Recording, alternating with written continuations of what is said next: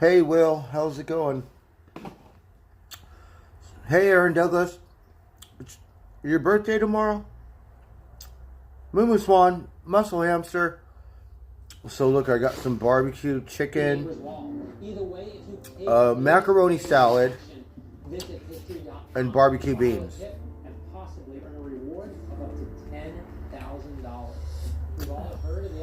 All right.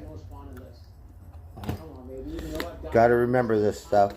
It's Miss Lulu's birthday today. What are you going to do, Aaron, for your birthday?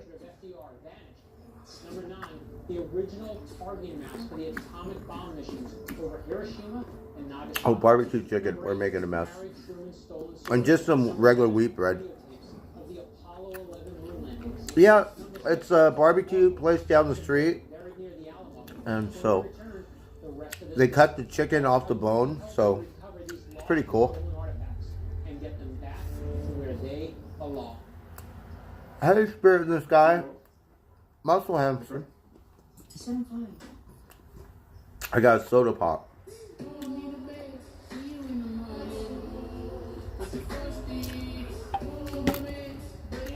Yes, Aaron Douglas is having a birthday tomorrow. Miss Lula's birthday is today.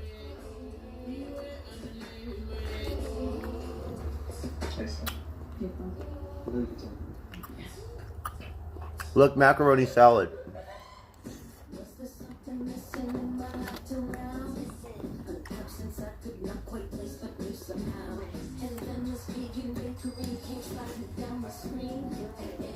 Oh, you're going to drink a lot of Heineken. Oh, stupid fly.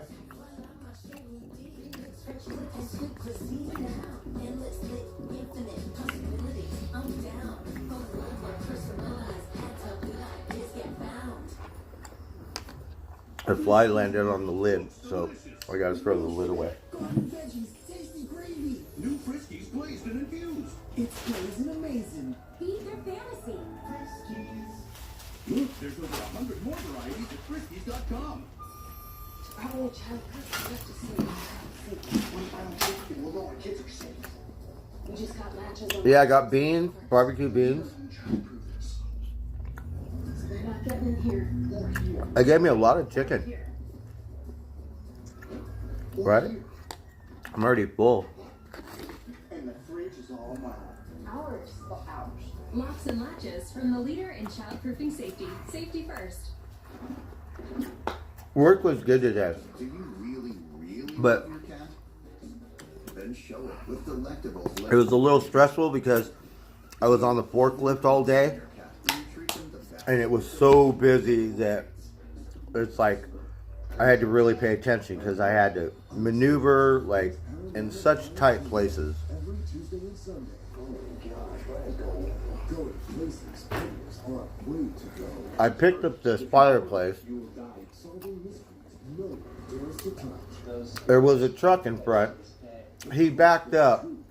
So when I lifted it up the back of his trailer, right, with all this wood fencing on it. It lifted that trailer about 3 feet off the ground and then crashed. Thank God nothing happened to the trailer. The wood was fine, nothing happened. I was like, oh shoot, I'm screwed. Thousands of historical objects have been lost or stolen. Among them, these incredible objects from my top 10 list for the most wanted. And then we did it right in front of some corporate guy. I don't know if he saw, but you could hear it, the crash. Number 4. But thank God there was no damage. The right patent flying machine. Number 2, the White House cornerstone. I can see past the fireplace. You guessed it. I knew I had room before, If you've seen any of the lost or stolen artifacts featured on this show, but the guy said he had to back up the trailer so we could move something. you And qualify for a I was too close to the fireplace. $1,000. Let's work together and save a piece of life. But yeah, everything worked out fine. No damage, thank goodness. Al Capone, Bonnie and Clyde, Bugsy Siegel. Decades after they became famous, America is still captivated by the gangsters of the 1920s and 30s. So we're watching Brad Metzler's Decoded. It's beans, At the center of it all is one barbecue chicken, There were less than 2 million ever made. and But one macaroni man salad. arrest. A gun stolen by the original public enemy #1, John Dillinger. It went lost to history over 60 years ago. I want to know what happened to it. So they put barbecue sauce on the chicken. March 1934. Armed guards are on patrol outside the Lake County Jail. Inside, police have locked up the most wanted man in America. There was no damage. Dillinger. They brought him to this escape. Luckily, I lifted up the trailer Dillinger always seemed to be and didn't really ruin anything. captured. Well, now they have. But Dillinger has other ideas. In the morning, he waits for a guard to come by on his daily rounds. When the guard opens the cell, Dillinger ambushes him. Dillinger grabbed him by the collar and pulled it Oh, yeah? out of his pocket. He put it under his neck and said, My friends met him, right? "Here today, and you're gonna And I bugged him. I said, "What happened when you met Andy Dick?" He just liked Into the door. But the guard one of my friends because he was the gun that Dillinger is using is good-looking kid. just a wooden prop. But before they leave We were so wrecked and embarrassed because far more they're not from Hollywood. We go, "Oh, celebrity. Two Thompson submachine guns leaning against We're gonna go hang out. We got his phone number, right? You know." loan to Crown Point because they were holding Dillinger. Dillinger grabbed the Porter County gun out the door they wanted. And at that point, Dillinger and the Porter County Thompson gun are on the run. This Hi, Mark Roberts. to be the tool that Dillinger uses to seal his reputation. Susan Long. Yeah, I'm full. I can't even eat all. #1.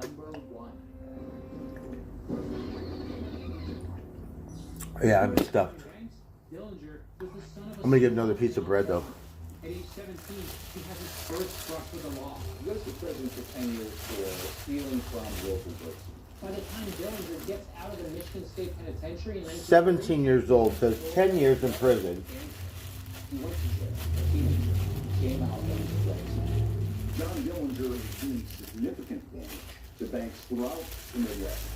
Starting in 1933, Dillinger embarks on an epic crime spree that makes him one of America's most famous bank robbers. He was He's a bank robber. someone who liked to travel in fast cars and was particularly dangerous and hard to pin down. He was a self-proclaimed There's Charla. who allegedly only spoke Kaylee Ann, yes, pretty good. In the 1930s, Susan Long. Dillinger's exploits turned him into a folk hero. There's no question So- that he was charismatic. He loved 10 years? reading about himself. What did he go to jail for? Loved the and took great joy in the fact that he was always one step ahead of law enforcement. The overriding reason that he did what he did was he liked being a rock star. But Dillinger is about to show his true colors. In early 1934, the gentleman bandit is accused of murdering a police officer in cold blood. He's captured and sent to jail in Crown Point, Indiana, to await trial for this brutal crime. Most people associate these gangster names as glamorous people, but they weren't glamorous. I mean, what John Dillinger was a thug. This is a watershed moment for Dillinger because he's gone from this PR image to now Happy being Wednesday. a cop. Jim Emerson is the curator of the Crown Point Jailhouse Museum, where the breakout took place. We know that this was the cell he was in, probably in the bottom bunk in the front. Saturday, March 3rd, he got up early in the morning, and when they opened the door, he grabbed a hold of the fellow in charge and started making his break. Holding the man hostage with the famous wooden gun, he locks up the remaining guards and heads for the exit. As he left, he Oh, he made a gun out of wood. and drug it across the bars and said, "This is the little gun that I broke out of your jail with." And it's on his way out that Dillinger looks in the warden's office and eyes the military-grade Thompson submachine gun. Dillinger snags the Tommy gun and heads for the door. They run across the street to the garage and steal the sheriff's car. Hi, Mandy. The sheriff's department. Hey, DBG. This is one massive scandal. Everyone associated with this is embarrassed from top to bottom. To add even more insult to injury, Dillinger poses for a photo with the wooden gun and the stolen Tommy gun, Oh. which is now his favorite weapon. Manson Dillinger? Back in the face of law enforcement, that he was able to get by them and be free. But this Tommy gun isn't just a fun prize for Dillinger. It's a high-powered, state-of-the-art weapon, the most dangerous firearm of its time. This gun was capable of firing about 600 to 750 rounds a minute. Bill Schreier is chief curator of the National Firearms Museum in Virginia. When Dillinger walked into a bank, this was something that he had out and ready to go. A few rounds Huh? of stealing with one hand will get your attention immediately. This is the gun that made the 20s roar. Gangsters loved the Thompson submachine gun because it looked formidable, it looked scary, and when you heard it go off, you're running for cover. With his new favorite Tommy gun, Dillinger goes on his biggest crime spree yet. The gun was involved in a bank robbery in South Dakota a couple weeks later in Iowa. And then he I'm was full. also involved- I can't eat no more. And again, John Dillinger escaped. Now just think how the Porter County Sheriff's Department must feel about this.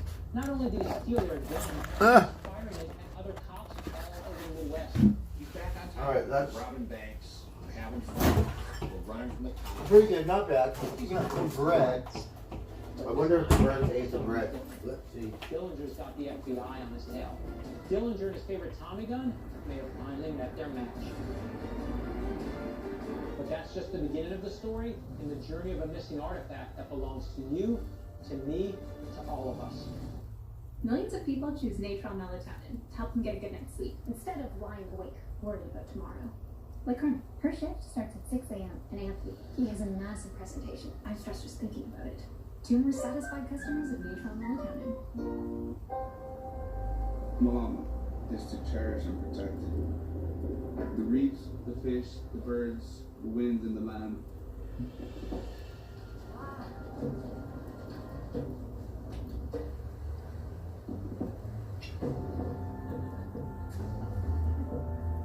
Giving back, that's something that lasts generations. Learn how you can follow up Hawaii at gohawaii.com/Malama. I gotta clean. Looks delicious. With real shrimp, garden veggies, tasty ingredients. New crispy breaks and We're gonna clean up a little bit. amazing. Feed their fantasy. Look, there's over 100 more varieties at Friskies.com. It's probably childproof. We'll have to see what the child sees. One final check and we'll know our kids are safe. We just got latches and locks from Safety First. The leader on childproofers. So they're not getting in here. Or here. Or here. Or here. And the fridge is all mine. Ours. Oh, ours. Locks and latches from the leader in childproofing safety, Safety First. It's still the Eat Fresh refresh at Subway, and now they're refreshing their classics. Hold up. If you're gonna talk about classics, you should give classics. Classic refresh. Because the classic sweet onion sauce you love is getting refreshed from the new sweet onion steak teriyaki. So how are we gonna refresh the Tom Brady one? I got an idea. You take the tag line, buddy. You got a refresh too? Mine? I'm not the other problem. I get one job. Subway keep refreshing and refreshing and refreshing.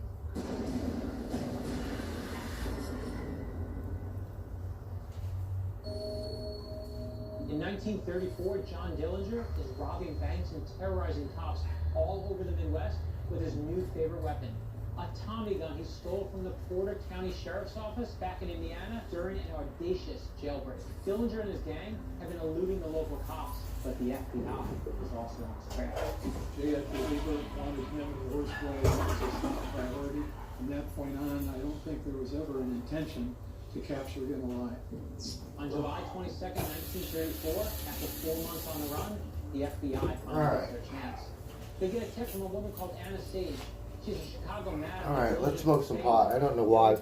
It was okay, but Right there, the bullets fly.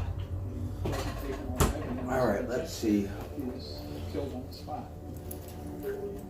It's the end of an era and a huge victory for the FBI. Authorities in Chicago confiscate Dillinger's belongings, but there's one problem. The Porter County gun is never found. No one knows where the Tommy gun goes now. Decades pass, and Tommy guns become enshrined as the symbols of the gangster era. But 60 years later, the most famous Tommy gun of all, that one is still missing. It's still missing. His gun is missing. Takes up the mission.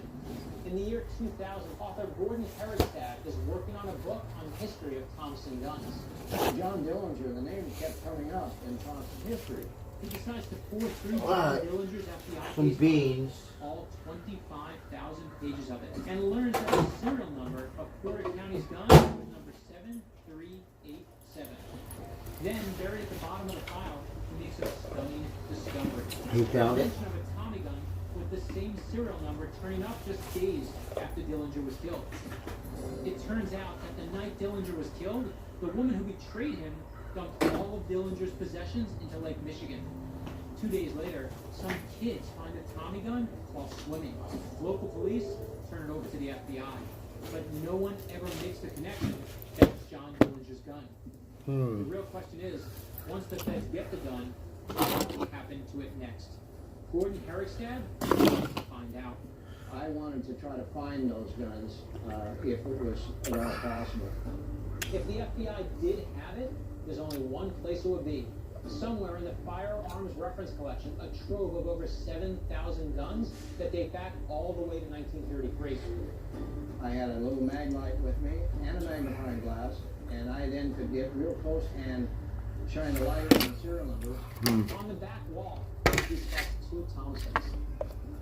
And I walked up to those Thompsons, and I picked up the one, and tingles went through me because the number on the side of the receiver said 7387. There it is. The gun. It's the legendary Thompson gun that Dillinger stole from Porter County in 1934. My feeling at that moment was, I can't believe I'm handling this gun. I can't believe I've actually found this gun and picked it up. Herrickstad rushes across the street to a payphone and he calls the police. Oh, you're grilling something? Gordon said, "Hey, I think I found your Tommy gun." My response was, "What Tommy gun?" The Thompson that John Dillinger stole in 1934. Together, Herrickstad and the Porter County Sheriff's Office submit a request to the FBI for the return of the Tommy gun. March 29, 2001. After more than 60 years, the FBI returns the gun to Porter County. There it is. It's amazing the fact that this was actually in Lake Michigan for 3 days and looks like new. Despite where it's been, the Tommy gun still packs the punch. It looks like new. The sheriff Shoots a lot of bullets. Tommy gun for $1 million to a private collector. Instead, they still have it on display so the public can see this piece of lost history.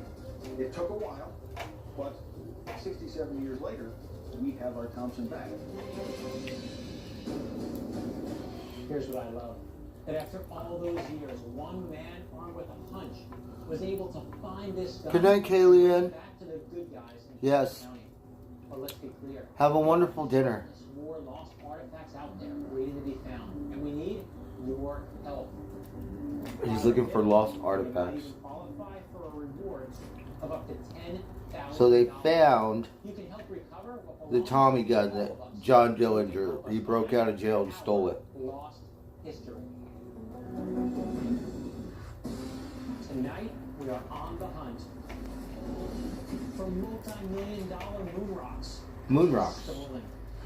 The gun used to murder Abraham Lincoln at Ford's Theater, allegedly counterfeit, and James Dean's wrecked sports car missing. James The search Dean's for lost sports history car is missing. starts now. What if I told you that many of the artifacts that tell our nation's story have vanished? Our greatest historical treasures lost or stolen, and then hopped on the black market. Now it is time to take back what is ours.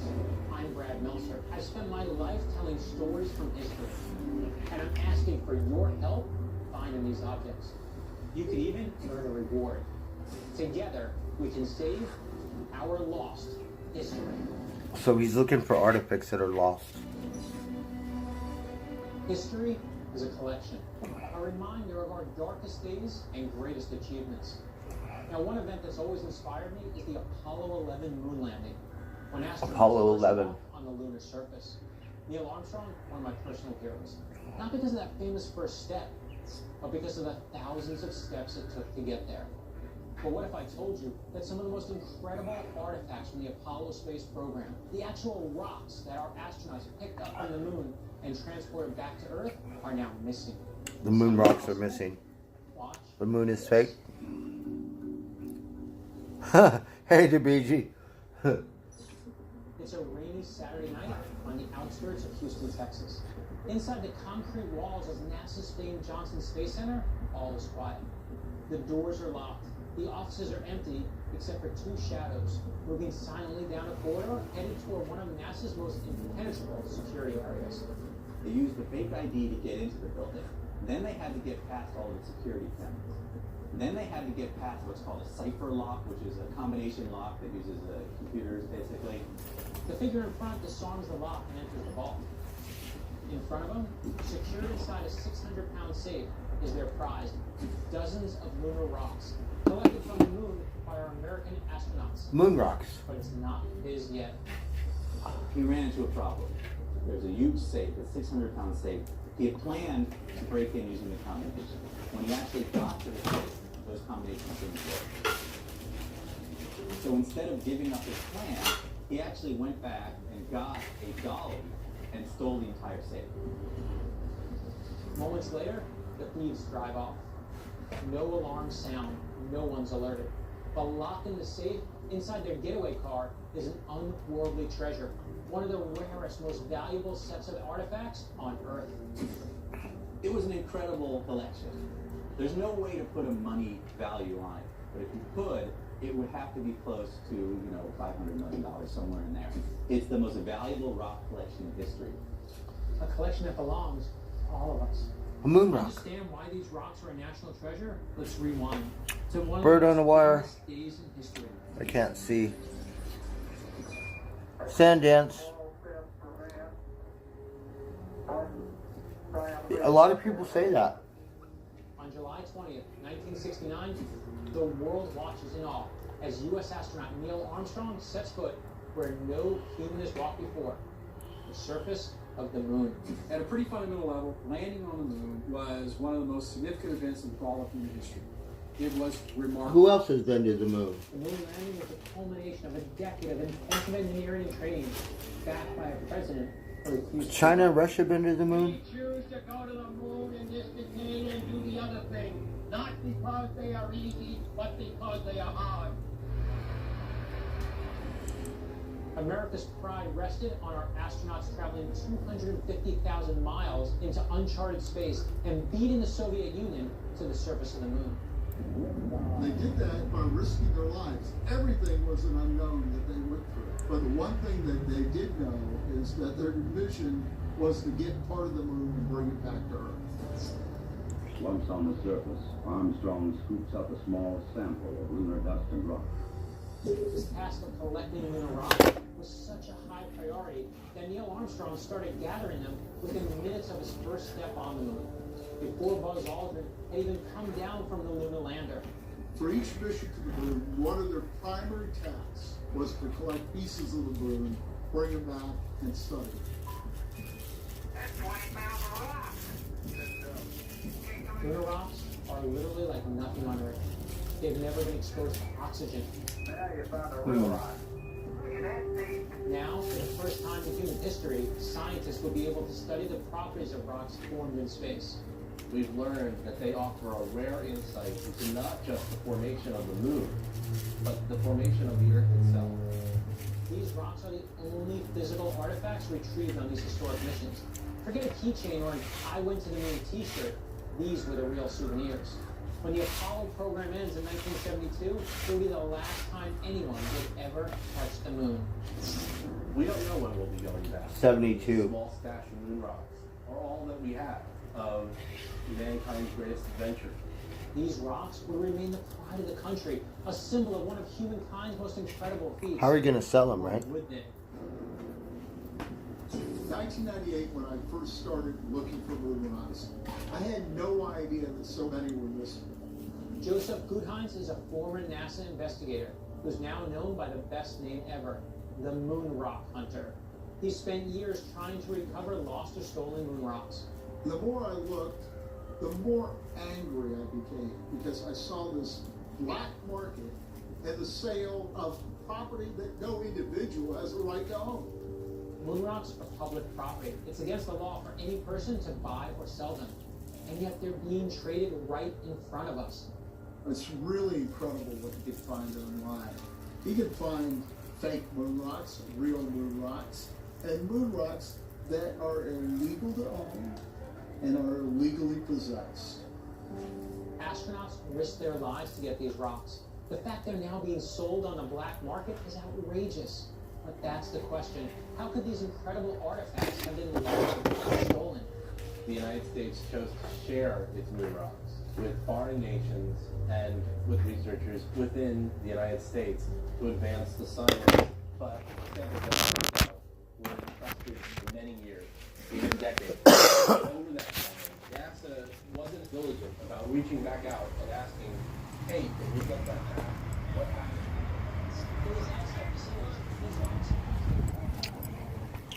We let other governments study them and then they never returned them.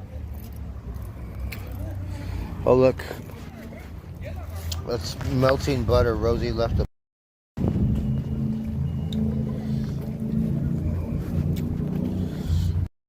no more butter.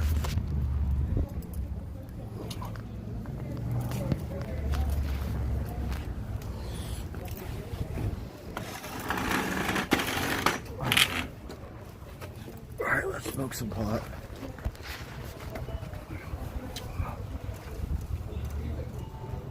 And the moon rocks? Donate to Bbq. So that was my barbecue dinner. I'm tired.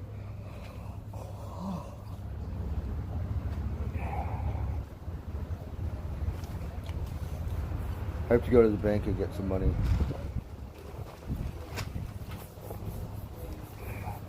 Well, the sun feels good.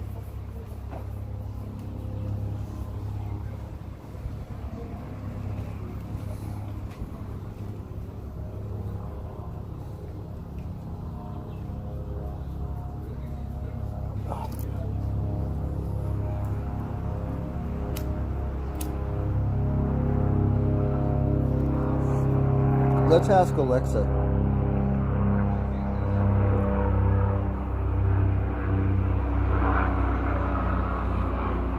Who's acting strange?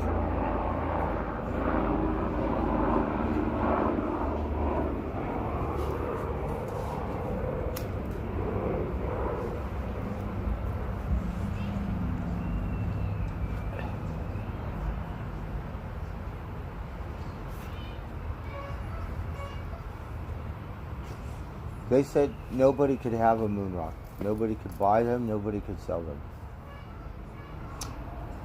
But the guy said there's real moon rocks, there's fake moon rocks.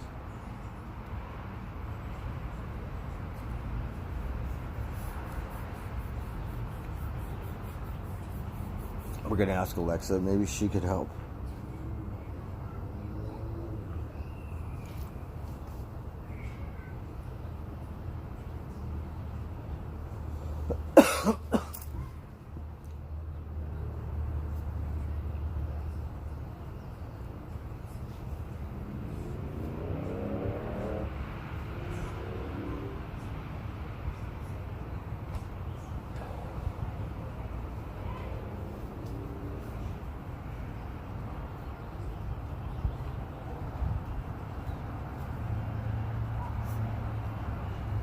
I'm so burnt out.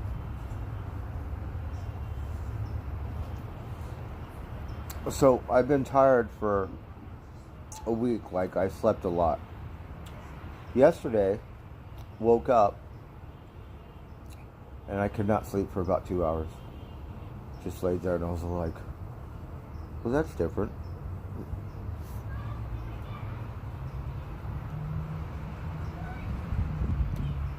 The NASA ground crew.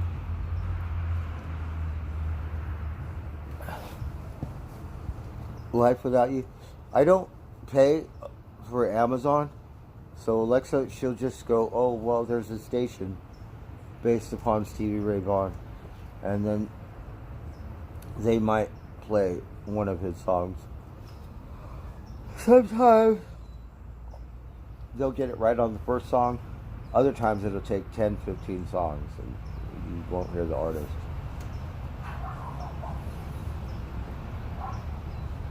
Alright, let me smoke this pot. I'm so tired.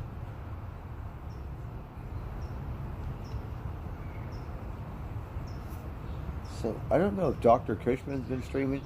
I haven't heard from him in a while.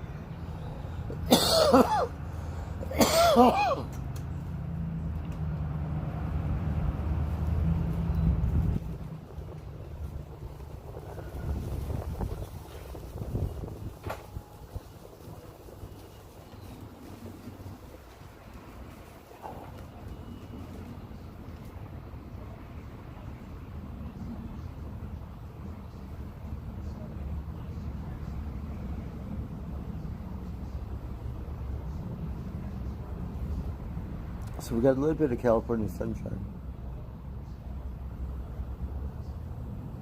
Yeah. I had a really good day at work. It was just really stressful because I'm driving a boom lift all day. And I just got to be really careful backing it up, moving it around, picking stuff up, setting it down.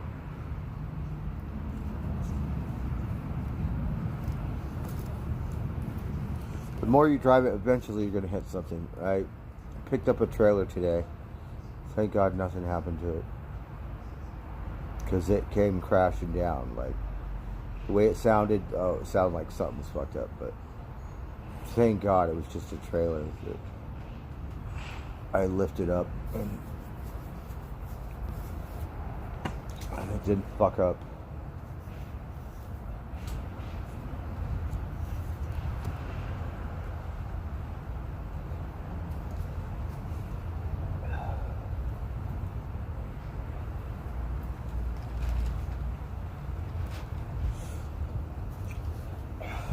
Dumbass Steve. It's got two plastic fenders that go over the back wheel. So he ran into something, made a little ding. I don't think they'll notice it. It'll be fine. 2 days ago, someone scraped the side of the fucking thing to where the fiberglass is fucked up. And you could see a couple little scrapes. But they might miss it. You know, when the guy came and picked it up, took pictures of it. So I didn't do it. So hopefully they just bypass it.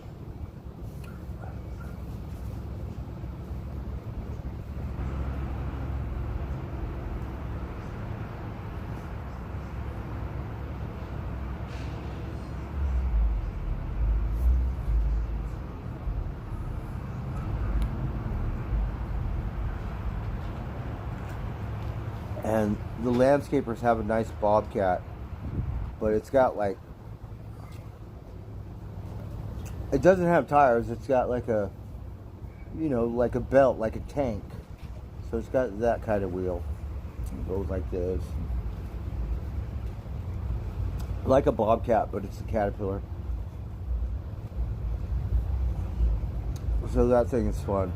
And then they have a baby excavator, which I kind of know how to do it. I just got to practice more on it.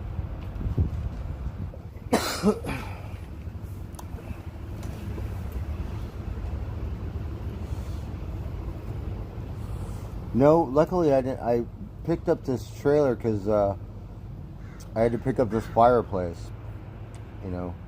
So the forks are sticking on the other side of the fireplace. And I didn't realize that they backed up the trailer.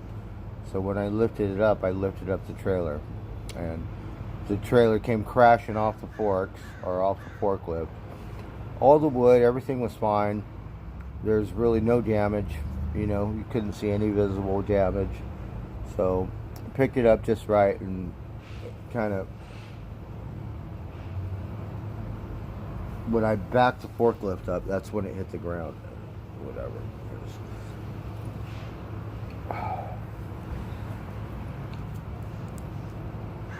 And the guy whose trailer it was just happened to be coming by because they took off for lunch or something. So, no injuries. I like driving that thing, but a little stressful. So, now we don't have it. It's a rental. But I'm not sure how much it costs, you know.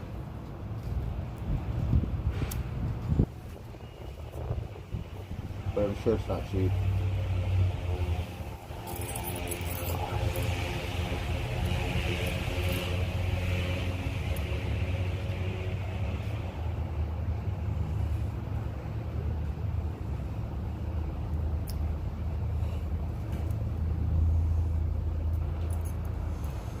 I had a key to it, so wanted to give him this key and keep my key, because this one, it looks, you could tell. So I still have a key.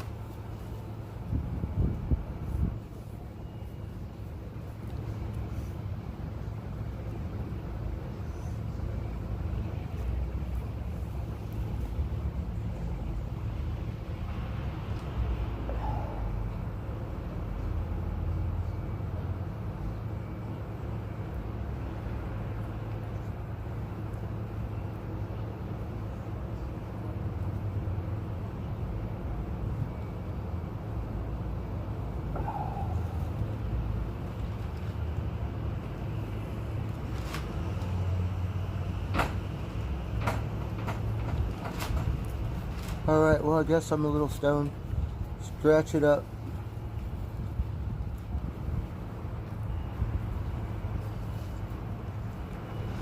So I got really lucky. The thing about it was corporate was there. Not even supposed to be on that fucking thing.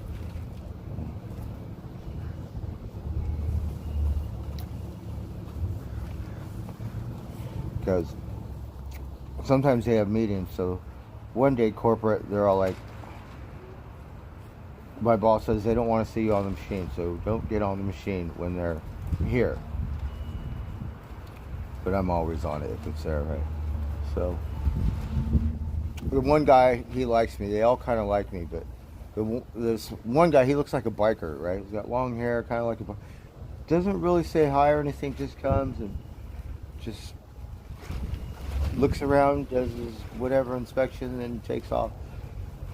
The other guy, he always says hi and stuff, so he goes, "Hey, are you OSHA certified?" Because no, I'm not supposed to be on it, but he was just joking. So that was cool, because you know, it's like not that big of a deal. So the only thing is the liability. Like the first one, I broke that shit, right? It cost $650 fucking to fix, right? And I could have just left it, and the guy could have fixed it, and could have got pissed, and knew I would have probably the one who broke it. But I owned up to it and said, "No, I did. I'll fix it," and I did.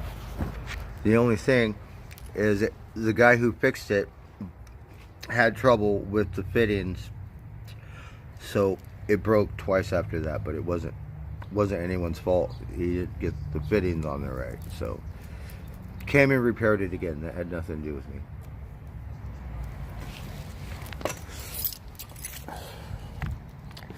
Sometimes those things can be a little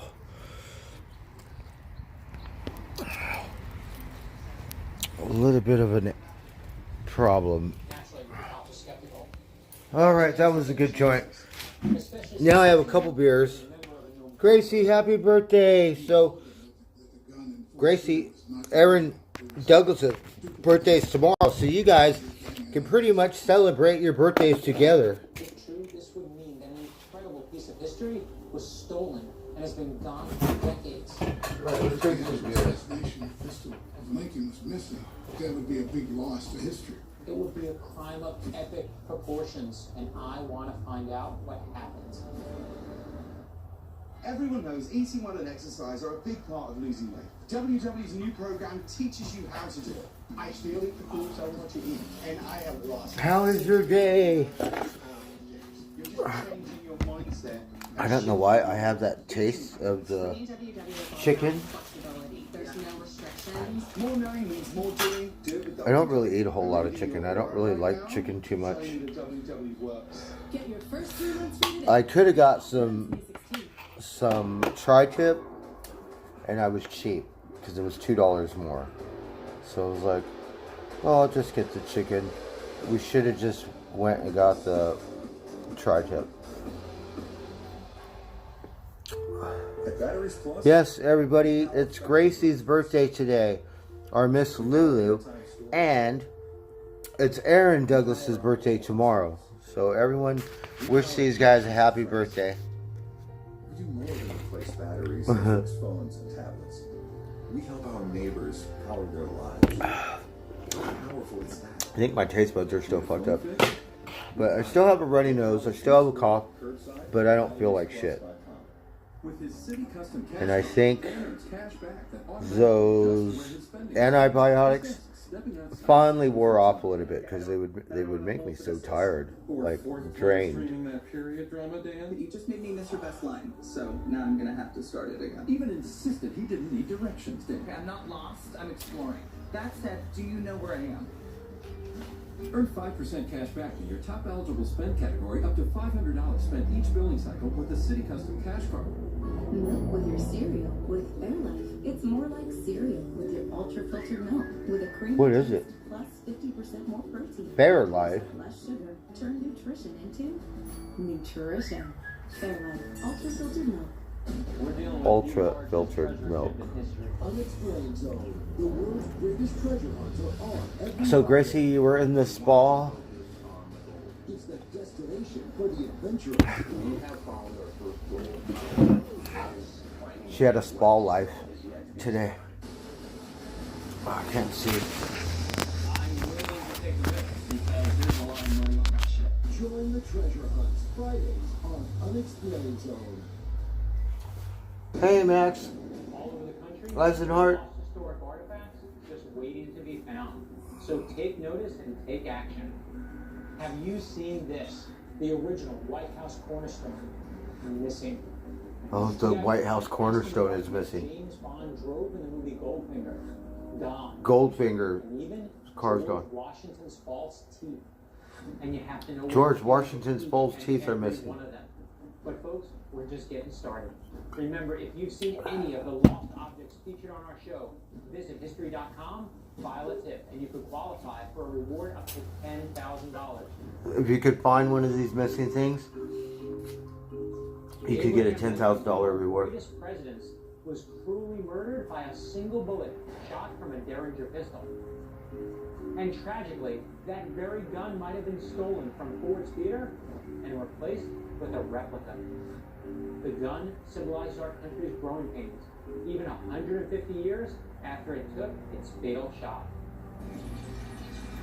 So they're saying the gun is missing that killed Abraham Lincoln. To the end of the Civil War. Hey Gary B, thank you. And Southern sympathizer John Wilkes Booth stumbles upon an opportunity he's been waiting for.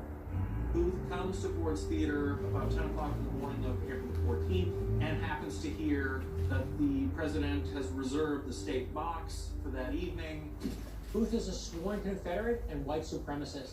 Lincoln is, of course, the opposite of that, and Booth wants him eliminated.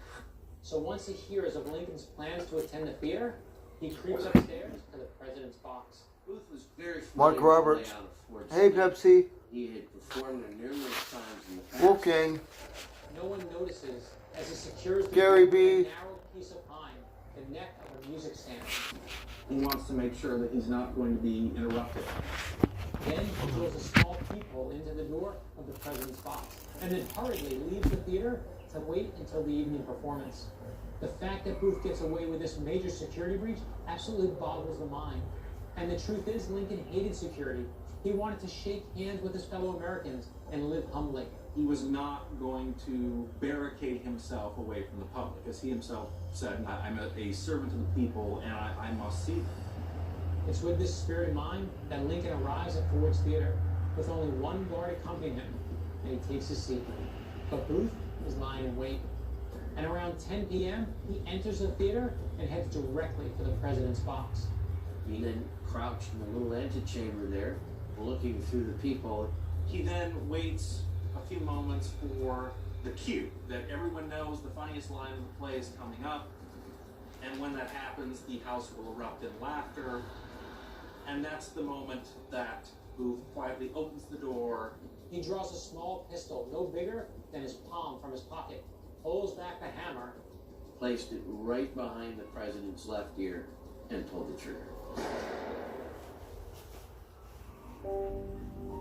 Booth stepped back, dropped the pistol to the floor, and jumped over the rail onto the stage below, which is about a 14-foot drop.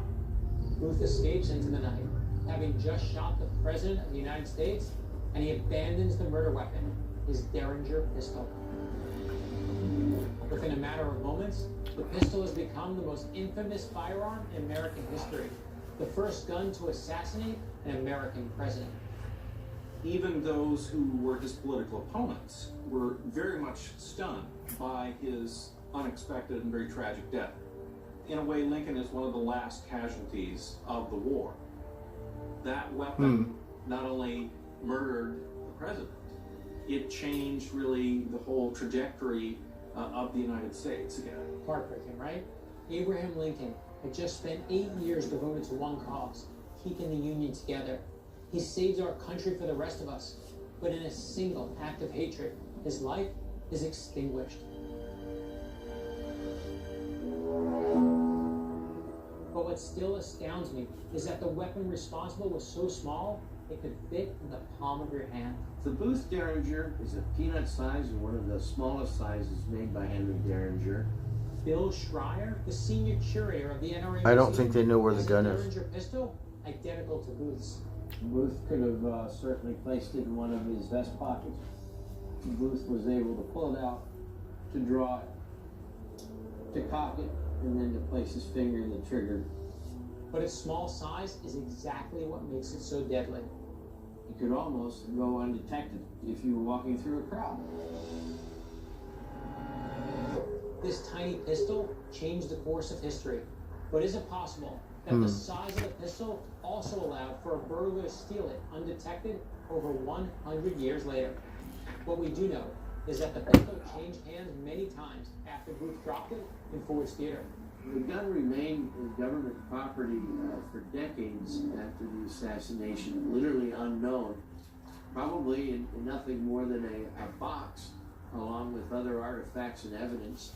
Unbelievable, right? It's not until years later in the 1950s, in preparation for the Civil War centennial, that the National Park Service restored Ford's Theater and put the pistol on display to remind the world of Booth's heinous crime. It remains there in a glass case for decades. Or so the curators of Ford's Theater thought.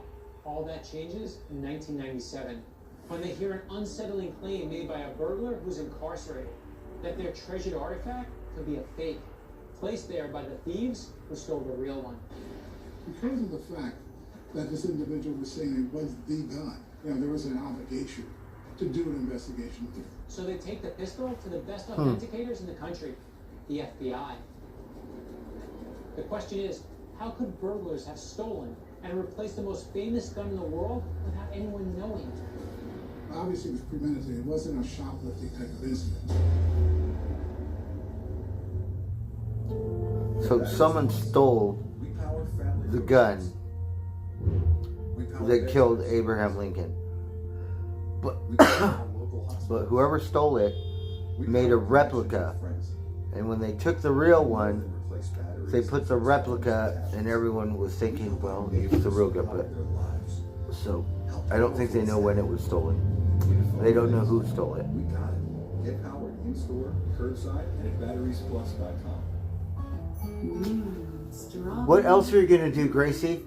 Did you get lots of goodies, or did you like get breakfast in bed?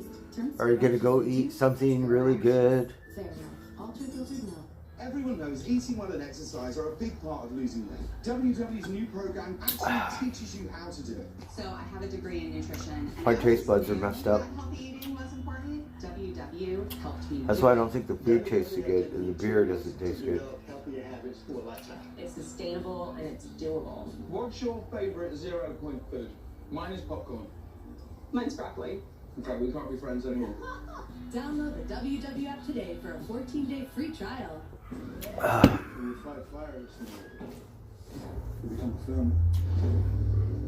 So that's pretty neat. It could have been, I think, it was a government official, someone in the FBI.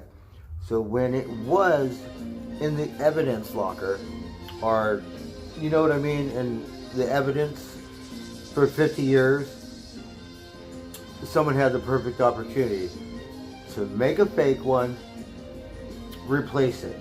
You got the real one.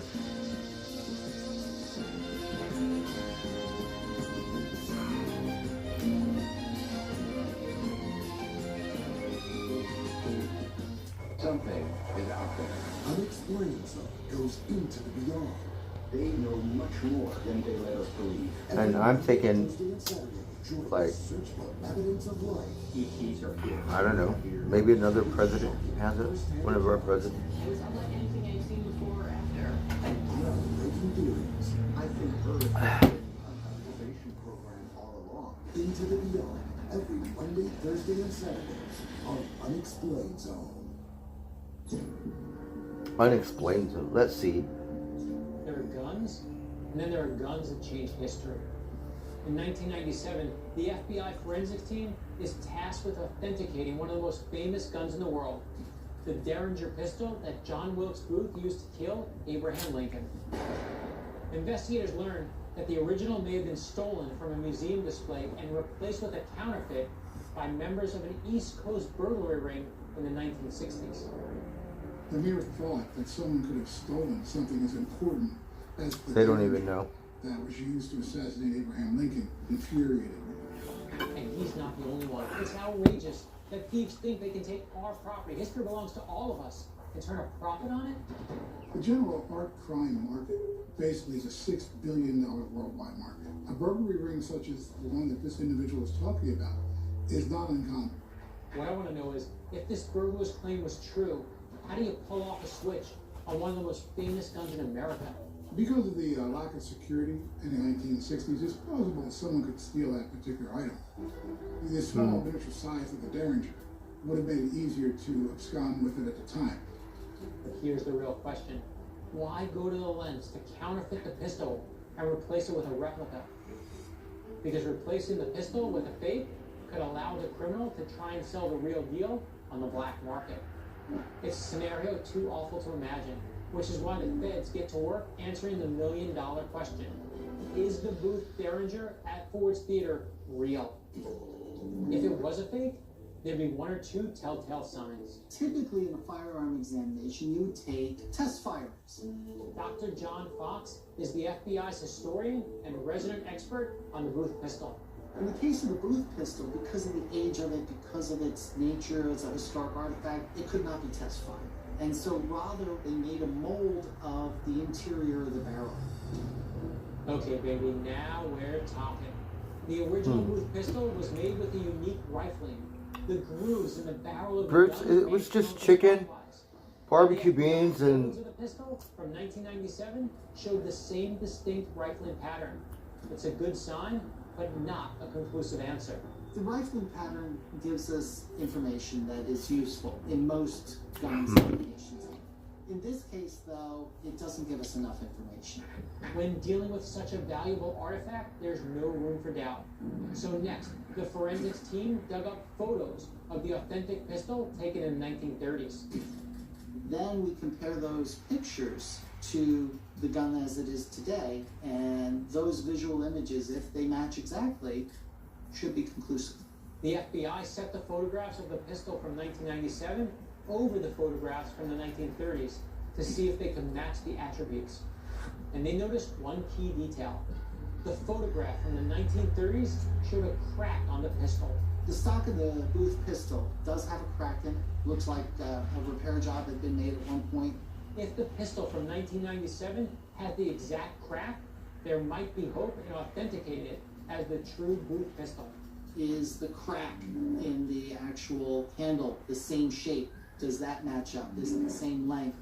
Does it show the same evidence of repair? And when they superimpose those photos, you could match up the crack in the stock. This tiny physical imperfection seals the deal for the FBI. We had no doubt that the pistol at the Ford Theater in 1997 was the same pistol photographed in 1930. We, of course, let the Ford Theater know the good news, and we immediately arranged to return the pistol, and it went back on display and has been there ever since. There you go. The Derringer at Ford's Theater is not a fake. The rumor it's been stolen is false. So why did the burglar spread the story that he'd stolen the Booth gun?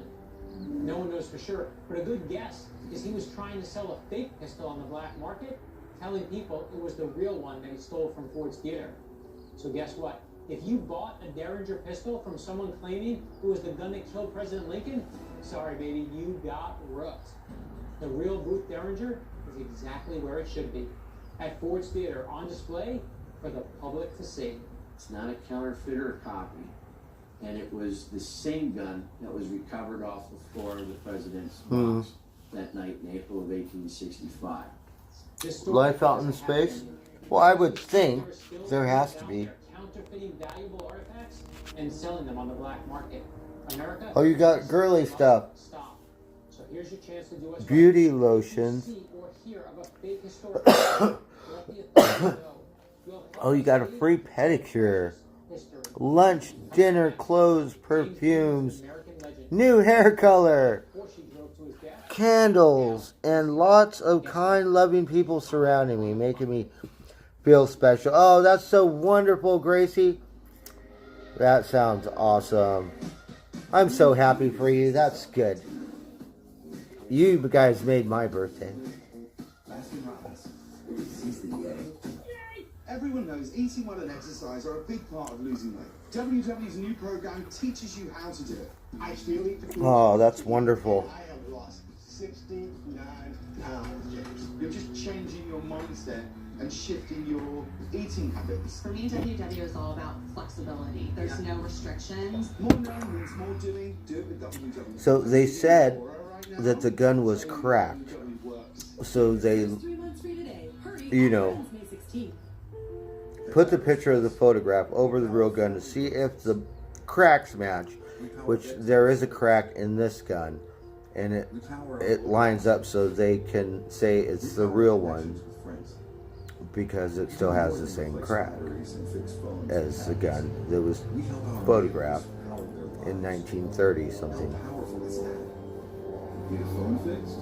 We got it. Get powered in store. Yes, you guys made my birthday make me feel really special. My beer tastes funny today.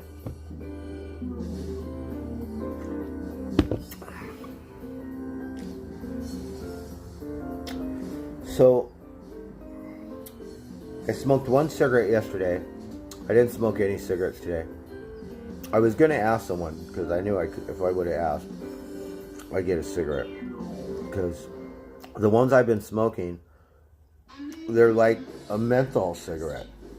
A light menthol, and I don't really smoke menthol cigarettes. Are we on the same side here?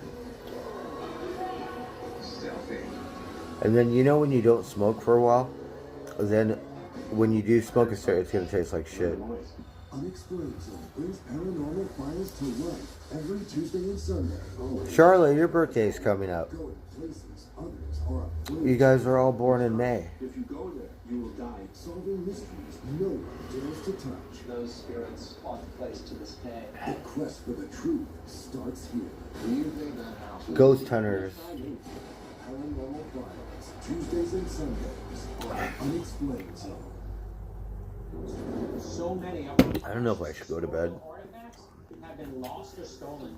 My- I need your help to get them back. My tongue is- History.com. File a tip. You can earn a reward Something's wrong. of $10,000. Oh, look, it's a goose. All right, let's How many see. movies James Dean made? 3. 3. That's it. But he's still recognized as an American icon and one of the coolest actors. He only made 3 movies, James He Dean. died tragically in a horrific car crash. What most people don't know is that the wreck from that crash would give birth to a legend that the car itself was cursed. Then, as if to affirm that legend, the wreckage of James Dean's Porsche mysteriously disappeared into thin air. His car disappeared. This is crazy. I want to find out what happened to the remaining James Dean, so he made 3 movies. He wrecked a Porsche, and then it disappeared. Where was it, on Mulholland? James Dean has a passion for car racing. He's just wrapped production on his latest film, Giant. The Giant. And in his brand new Porsche Spyder 550, he's hauling Salinas. Salinas, California, where he's entered in a weekend car race. Dean has only owned the car for 9 days, and he's driving fast, when suddenly another car cuts across the highway in front of him, and the 2 cars collide head on. James Dean's car actually flipped through the air several times before landing in a gully on all 4 tires. The other driver survives, but the horrific accident takes the life of one of America's greatest emerging talents. It's a tragedy that sows the seeds of a bizarre mystery, and 5 years later, the wreckage of Dean's Porsche mysteriously vanishes. To this day, it's still one of the greatest mysteries out there, and it's completely... But who had it? The mystery I'm gonna get another beer. of the car starts long before that fateful day in California. It starts with a handsome young Indiana farm boy with what Top Gun called a need. Oh, you have 3 people born in May. Well, my dad was the first, so He didn't have a that's cool. but he had a couple motorcycles. Marcus Winslow, James Dean's cousin, grew up in the same house as him. And Yes, it'll be the birthday month, May. Every day. Right, like, it's a she is the birthday, a Dean she. had sort of a lifelong obsession with speed. My beard He grew up, he graduated tastes like black. faster and more expensive machines. I feel like I cut my When tongue. Dean heads to Hollywood in April 1954 to try to make it as an actor, he brings his daredevil ways with him. When he moved to Los Angeles, he was known for racing through the canyons like Mulholland. And as his career takes off, he finds more time and money to pursue his longtime passion for racing cars. But this is no hobby. James Dean is actually really good. He raced at Santa Barbara, he raced at Bakersfield, he raced at Palm Springs. You know, he was starting to become pretty well known as a driver who could hold his own. Here's a first place trophy for Palm Springs, and here's a first place trophy Kern for County. Kern County.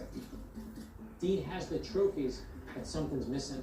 He's looking for the ultimate speed machine, and he finds it in the shiny and super fast Porsche 550 Spyder. 550 Spider. The Porsche 550 Spyder was a very lightweight, What aluminum year? bodied race car. It was made for the street, but it was a street race car. It was capable of doing 140 miles an hour.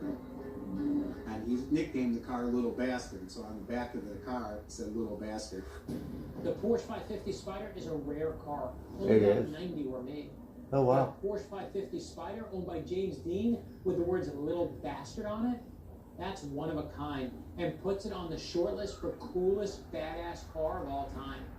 But in the hands of a rebel without a cause, the speedy Porsche makes family and friends very nervous. I think James Dean definitely had a lot of voices in his life that were telling him the dangers of what he was doing, but I think he just loved it so much that he couldn't resist. When he buys the Porsche, Dean is filming Giant, the legendary movie also starring Elizabeth Taylor and Rock Hudson. I'm learning about The film's success James will Dean. later seal Dean's star power forever, but on the set, his mind was never far from his new car. The producers weren't really happy that he had this hobby. They make him sign a contract stipulating that he'll abstain from racing while the film's in production. So the movie Giant wraps, and the first thing that James Dean wants to do is, of course, go racing. His friends tried to warn him, and yet he wanted to race, and there was nothing they could do about it. There was a story that he showed his brand new Porsche 550 Spyder to Alec Guinness, the actor, and Alec Guinness said, you're going to be dead in this within a week. You know who Alec Guinness is, right? Obi-Wan Kenobi. And listen to Oh, Guinness. really? Obi-Wan is always right. Almost a week later, on September 30th, 1954, James Dean is driving the Porsche up the highway to Salinas, California, where he's entered in a Selena. race. The original plan was to trailer his Porsche 550 Spider up to Salinas, but he wanted to put some miles on the engine and season it a little bit and become more familiar with the car. So James Dean is flying top speed up Route 466 in his prized new car. No one could know the danger ahead for this young American star.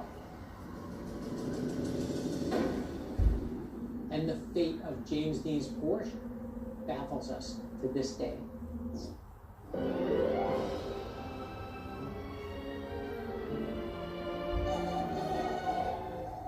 Find new reasons to celebrate. Baskin Robbins. Seize the yay.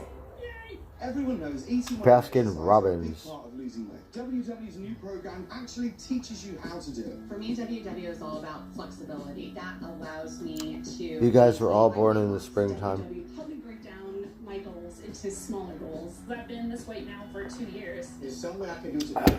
It's something I can do tomorrow. More knowing means more doing. Let's find a ramp and we just jump this thing. Get your first 3 months free today. Hurry, offer ends May 16th. Welcome to a brand new series of Total Wipe. Total Wipeout.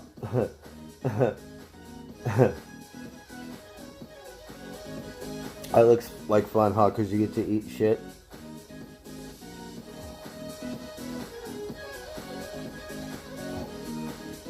Ah!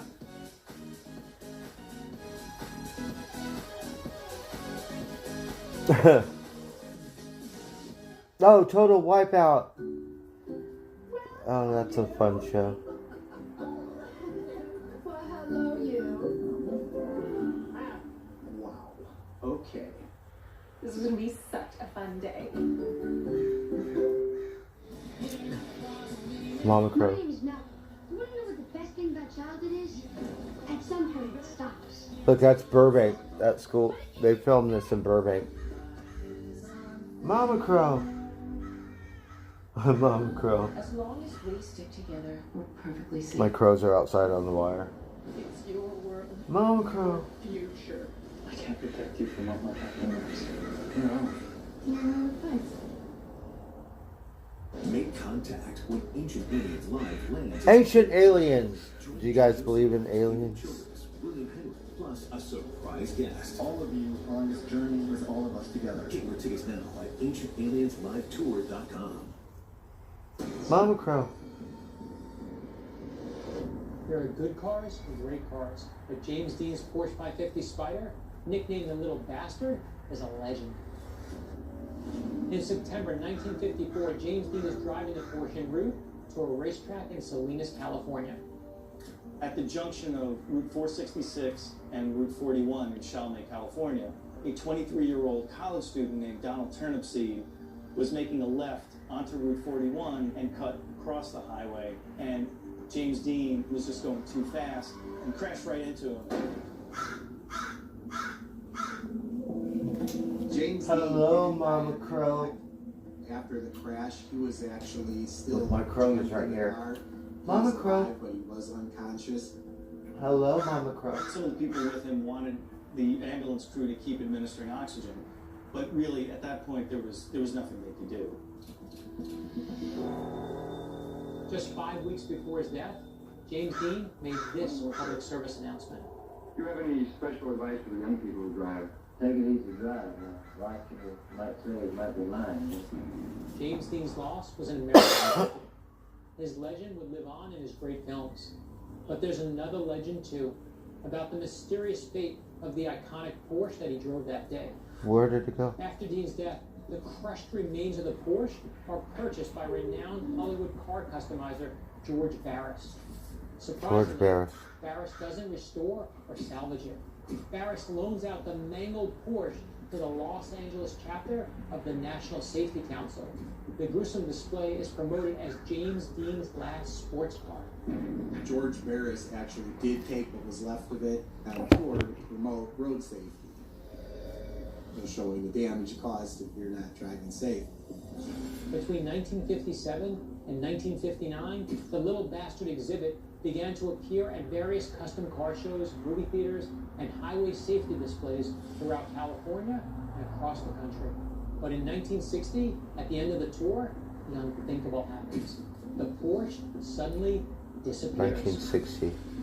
Even more insane, no one can get a straight story on what exactly happened. One story goes that the Porsche is put in a sealed boxcar to make its way by train from Miami back to Los Angeles. The train arrived in California, they opened the train car, it was gone.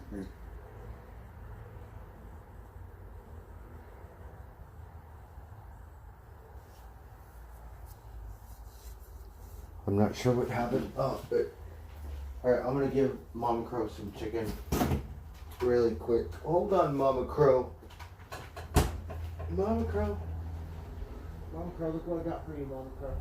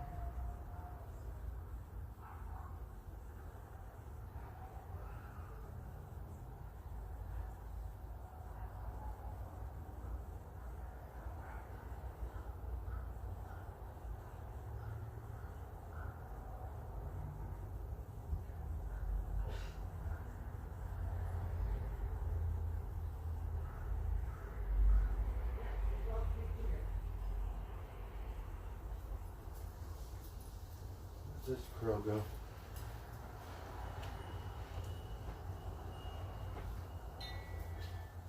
Well, I don't know where it is.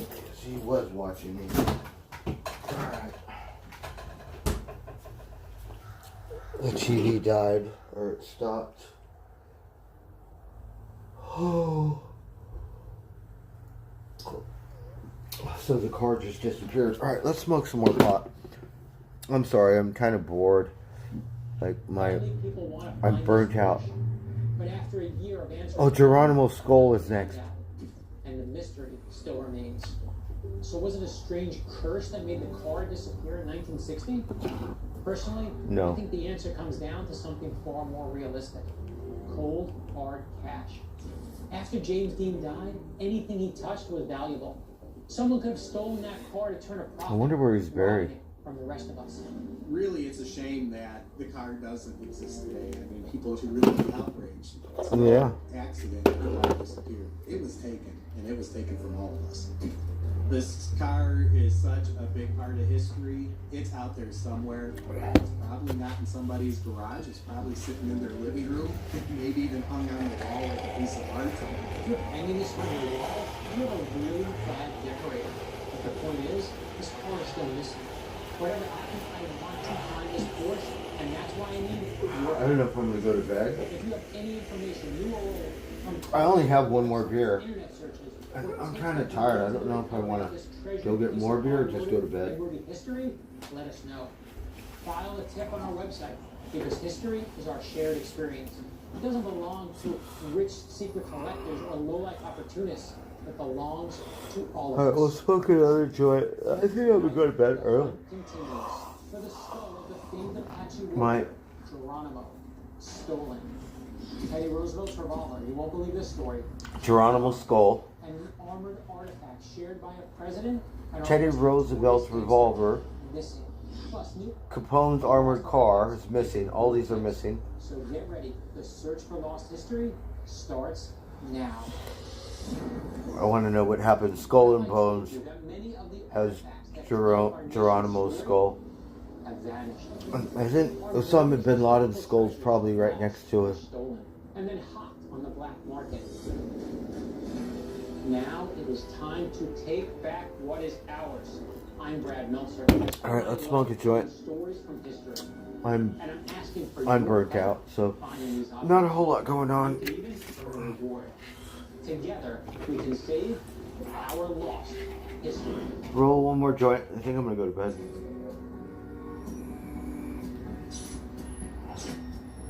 Geronimo. Every American. Oh, it's Geronimo's skull, of this famous right? Apache leader.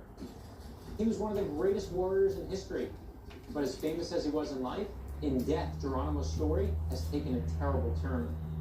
There are rumors that his skull has been stolen from his grave. That's right, his skull stolen from his grave. Not only that, but the crime points to one of the most elite secret societies in the country, Yale's Skull and Bones Society. No one knows for sure where the skull is, but if it's sitting in a frat house, I want it back.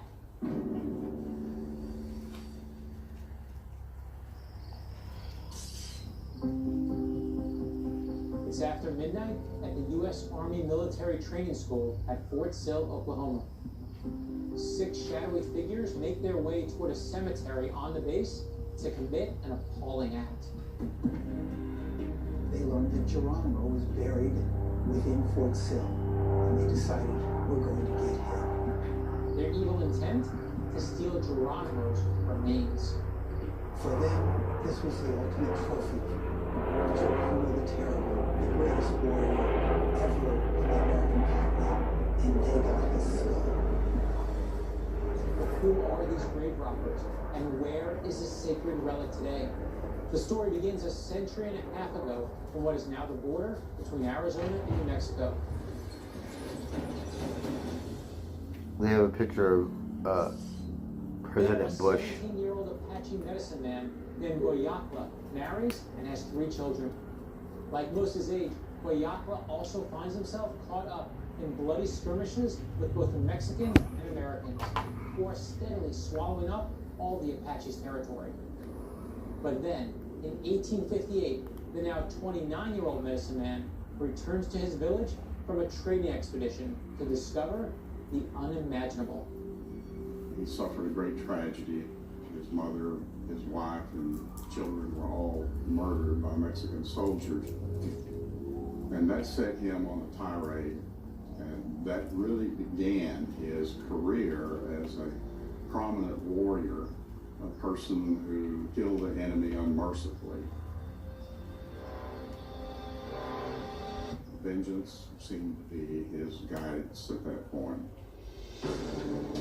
The avenging husband and father. That's why Apaches don't like Mexicans. To wreak havoc on both sides of the border. When faced with his utter ruthlessness, Mexican soldiers are said to have called out to San Jerome to protect them from his wrath. And Goyakla earned a nickname that would stick for all history: Geronimo. In battle, Geronimo was ruthless. He was also incredibly skilled. He was a great guerrilla fighter. He was somebody the Apaches said had something they called power. He seemed to have the ability to dodge bullets. He seemed to have the ability to disappear suddenly and reappear somewhere else. You gotta realize, Geronimo was fighting to save his people and their way of life. Hard not to feel for the guy. Geronimo kept going, kept resisting after other Apaches capitulated and gave in to the realities they were confronted with, made him stand out. He becomes a hero to all Apaches, and even his opponents come to admire his courage. He was the leader of the resistance force that was still out there, and when everyone thought that it should be settled, he was still fighting, still going. But finally, in 1886, he and his warriors are cornered, and Geronimo surrenders. They're sent to Fort Sill, Oklahoma, where they become prisoners of war for the rest of their lives. It's a very bad time for the Apaches. Not only are they losing their homeland, they are now declared officially prisoners of war. Yet even in captivity, Geronimo's fame just keeps growing. Geronimo is a legend during his lifetime. He knows that he's famous, and sometimes he uses that to his advantage. For the next 23 years, even while a prisoner, Geronimo is in demand. He's allowed to make public appearances at fairs and Wild West shows. He becomes such an icon that Teddy Roosevelt invites him to join his inaugural parade. Geronimo lives to the age of 79 before losing his final battle against pneumonia, and he's buried at Fort Sill. But here's the thing. After he dies, Geronimo's legend only grows. This guy's everywhere. Books and movies tell his life story. He becomes an essential part of American history. Meanwhile, Geronimo's grave at Fort Sill becomes hallowed ground to Apaches and all Americans, a place to pay respects to an American icon. That is, until a terrible story emerges. In 2005, journalist Mark Wortman is researching a story about a group of Yale University World War I soldiers stationed at Fort Sill. And he stumbles across an incredible letter from 1918 written by a Yale student. In it, it said, we have Geronimo's skull, bone, and horse tag. And it's at the clubhouse, the tomb in New Haven. I couldn't believe what I was reading. The letter seems to boast how Geronimo's remains were stolen from his tomb and brought back to the famed Connecticut College. And there's more. It appears that the theft itself may have been part of some mysterious ritual, because these students were members of an exclusive secret society at Yale. You know who I'm talking about. The legendary Skull and Bones.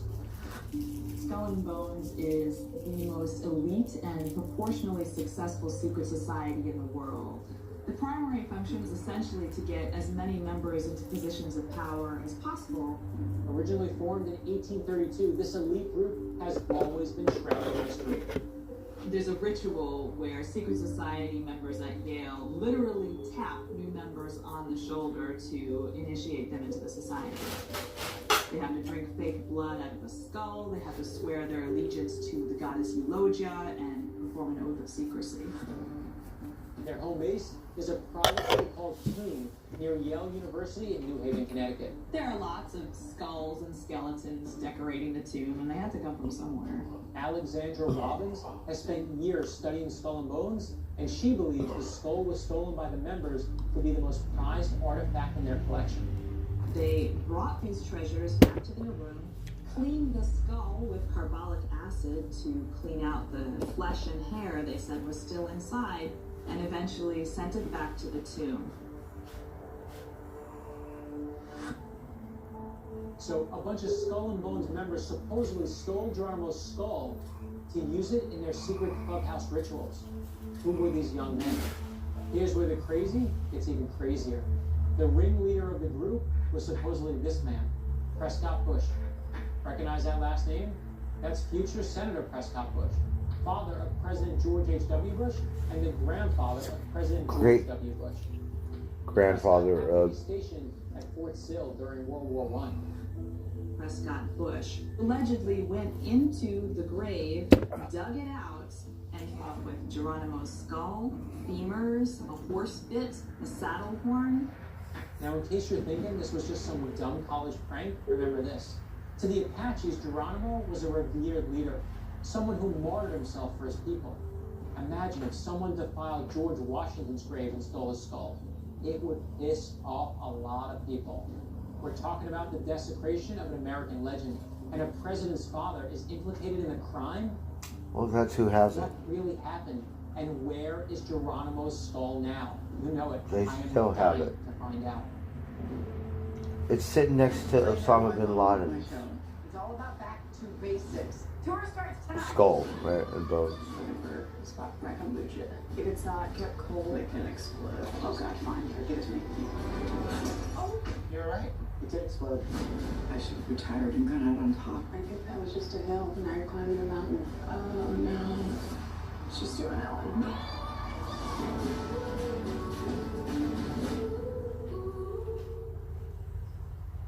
It's still the Eat Fresh Refresh at Subway, and now they're refreshing their classics. Hold up. You gonna talk about classics? You should give classics. Classic refresh. Because the classic sweet onion sauce you love is getting refreshed from the new sweet onion steak teriyaki. So how are we gonna refresh the Tom Brady one? I got an idea.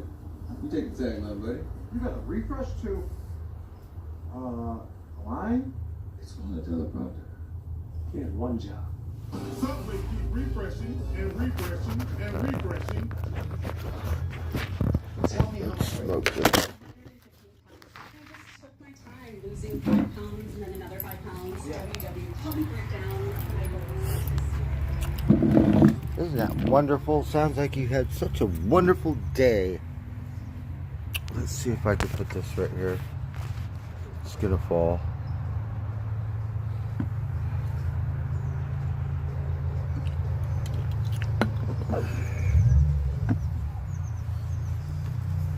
I want to see if the crow needed dinner.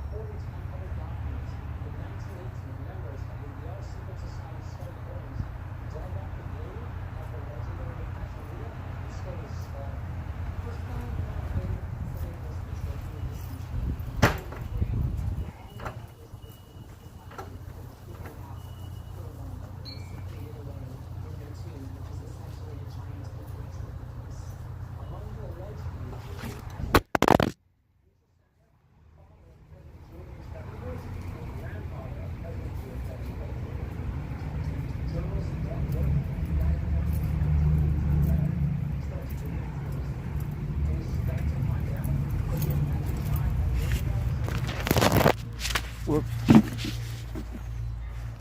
We knew that was going to happen. Break my phone more.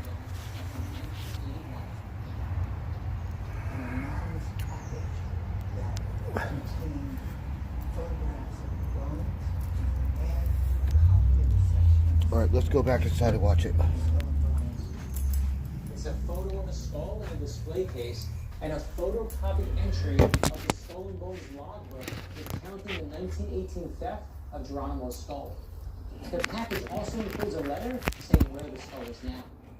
They said that what you're looking at is not in Fort Sill, Oklahoma, the Army base where the grave lies.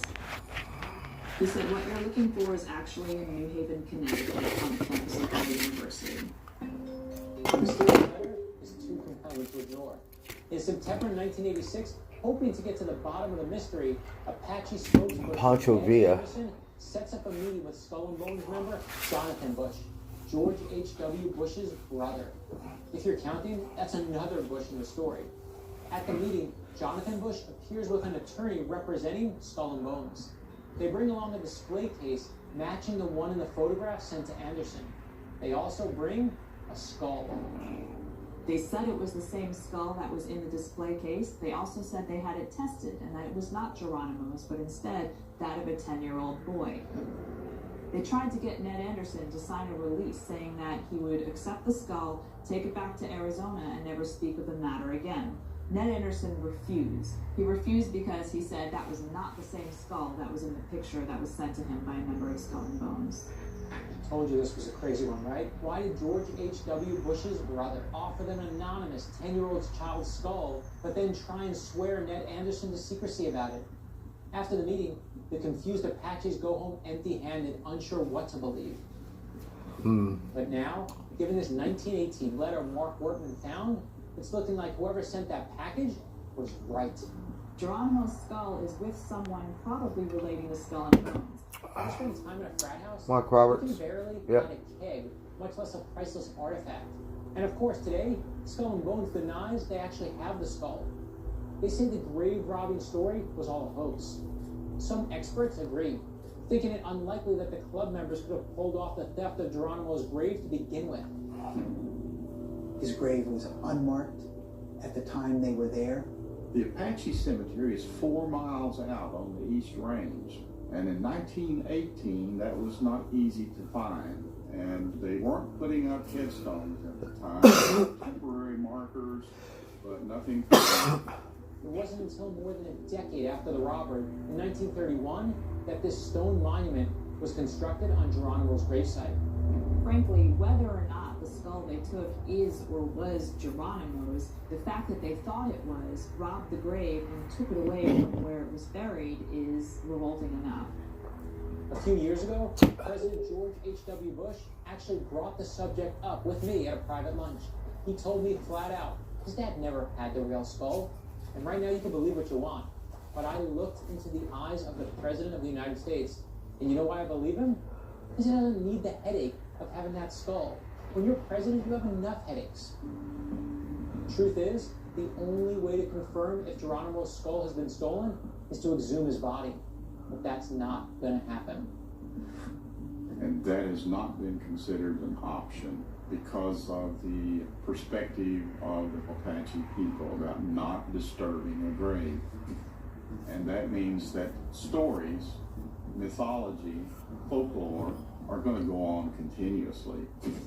It would mean everything to Geronimo's tribe to have the skull and remains back. And I think it would also send a message to Native Americans across the country tired of seeing their ancestors desecrated.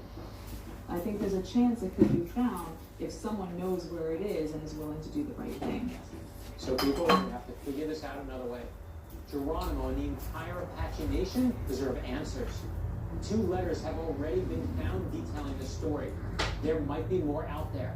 Maybe you know someone inside Skull and Bones who could shed some light on this. I want to know once and for all if Geronimo's remains are where they ought to be or if they were stolen. So go to history.com, file a hit. You could qualify for a reward up to $10,000. Help us reclaim our lost history.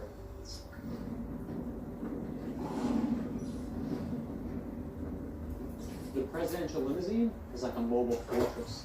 The Secret Service called it the Beast. It's rumored to have 8 inches of armor plating, 5-inch bulletproof windows, and Kevlar reinforced tires. It is awesome. But it wasn't always that way. In the old days, Well, I only have one more beer. armored car, he had to borrow one from a gangster. Sound Both unbelievable? clean up. Watch this. What happened? Just watching TV. That famous day of infamy in Pearl Harbor, Hawaii. 2,400 Americans are dead. Our Pacific Fleet in tatters. And all of America is looking to the president for answers. One day later, FDR is set to declare war on Japan. But the Secret Service realizes they're now guarding the enemy's #1 target, and greater protection will be necessary. Just one problem. The presidential car isn't exactly safe. President Roosevelt needs to get from the White House to Congress, where he's going to ask Congress to declare war on Japan. So how are they going to get him there is really the question. The presidential vehicles at the time were typically just standard stock motor cars. They weren't changed in any way besides maybe having a presidential seal on the door. FDR exits the White House, and according to legend, it's a big surprise. So there's this awkward moment when a 1928 Cadillac pulls up and Roosevelt realizes that it's not his normal car. Not a normal car at all. It's a classic. Fully loaded and fully armored. FDR demands to know where it came from. So one of the Secret Service agents nervously goes up to Roosevelt and says, "Mr. President, this car used to belong to Al Capone." That's right. On his way to one of his most famous speeches ever, FDR hitched a ride in Al Capone's old car. And you know where that armored car is today? Neither does anybody else. Stick around. This is going to be one crazy face ride. Okay, so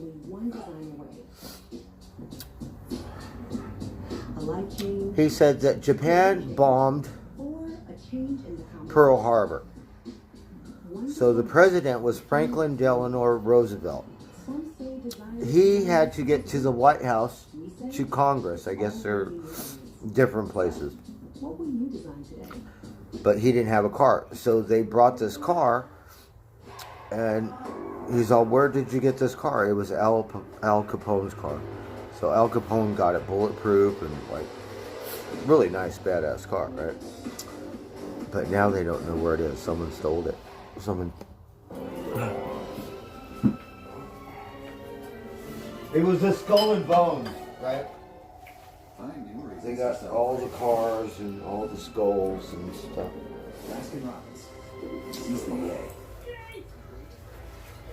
As a chef, I always knew what I should be eating, but WW helped me to do it. There's nothing on Hey, Vicky. We're drinking my last beer. I think I'm going to go to bed. Oh, let's go smoke some pot. Oh, I feel better, but I'm so tired. Today's Wednesday. Tomorrow's Thursday.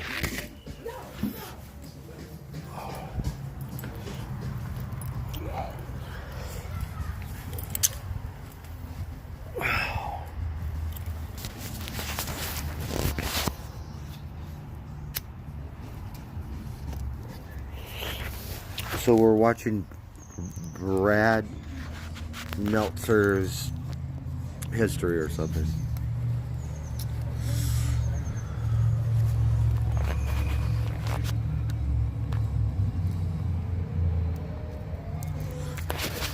We're smoking some wedding crasher. So it's not wedding cake, it's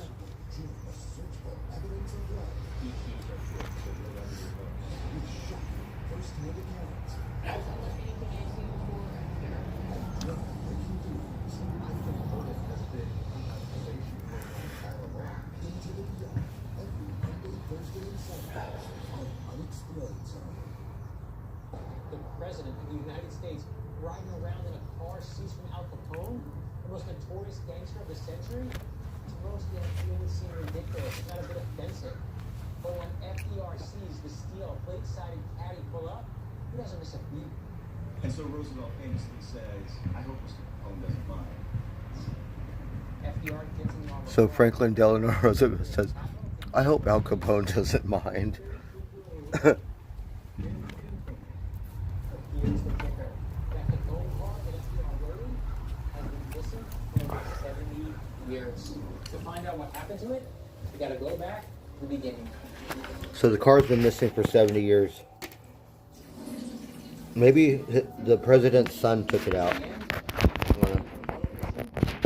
swing. The 1920s is sort of like the Wild West. Prohibition. Engaging in public gunfights. Organized crime is on the rise, and in the middle of it, an ambitious gangster named Al Capone. Capone was larger than life. He made his name, he made his career, he made his fortune on this incredible opportunity. People still wanted to drink, and somebody had to provide the booze, and that was a rule he was very comfortable breaking. Born and raised in a poor family, Capone isn't shy about showing off how well business is going. Capone loved spending money. He wore these beautiful suits, these diamond rings, and he loved cars. Not just any car. Capone insists on the best of the best, just like my grandfather. Cadillac. The Cadillac was a really good choice for somebody who wanted luxury and a little bit of extra performance. So for somebody like Capone that needed to get out of places perhaps quickly, the Cadillac was a perfect choice. But the higher Capone rises in the mafia, the higher the number of enemies who want him dead. People were dying. One gang member would shoot another, and there was retaliation. So he knew that eventually they were going to come for him. And they do. So in 1927, there was an attempt on Capone's life, a drive-by shooting of his car, and his chauffeur was killed, but he was okay. Capone is safe, but his Cadillac is full of holes. These incidents clearly sent a message to Capone that he needed to be more careful. Capone decides to have his Cadillac specially armored. But in the 1920s, armored cars barely exist. This is cutting-edge technology. So Capone talks with his mechanic and makes him an offer he can't refuse. When initially asked to do the service, the man said, "I don't do that kind of thing." And Al Capone turned to him and said, "You do now." Bulletproofing a car is not an easy process because the whole objective is to make the car look basically like a regular stock car. So it doesn't look any different from any other car, but it has a lot of upgrades to it. Upgrades including armored plating on all doors, inches of bulletproof glass, and even gun ports. They add 5 tons to the weight of the car. And Capone doesn't stop there. He paints his Cadillacs green and black, just like the Cadillacs used by his nemesis, the Chicago Police Department. He went to such lengths to make it police-like. He put a police scanner in the Cadillac, and as far as anybody knows, that could be the first civilian car that ever had a police scanner installed in it. Listen to that again. Capone paints his car to look like a cop car and even listens in on their radios. In my family, we have a word for that: chutzpah. So maybe it's no surprise that within a few years, Capone Is he Jewish? in public enemy #1. When Herbert Hoover became president, every morning he would ask his cabinet members, "What are we doing about Capone? What are we doing to get Capone?" Oh, is that right? Throws every resource they can at him. But Capone is not going down easy. They couldn't prove that he was bootlegging. They couldn't build a strong enough case because Capone was very careful to keep his hands off of the operations.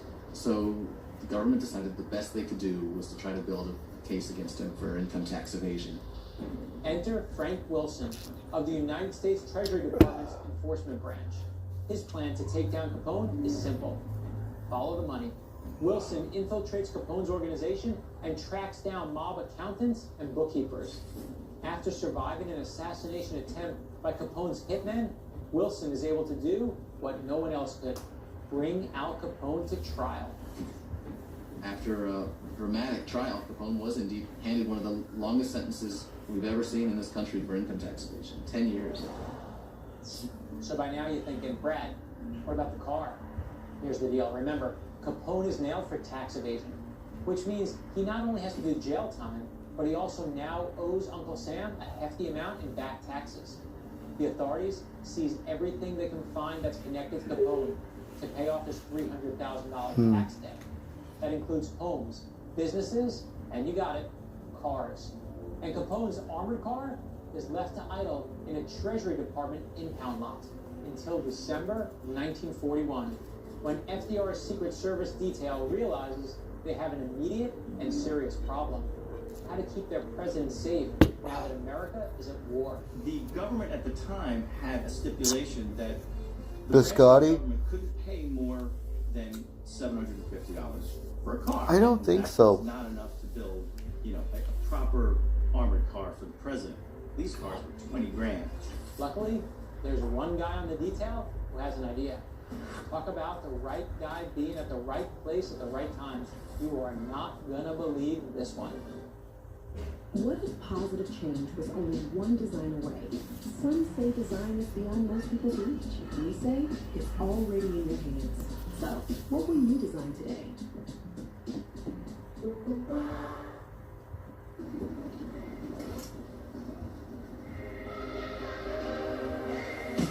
Find new reasons to celebrate.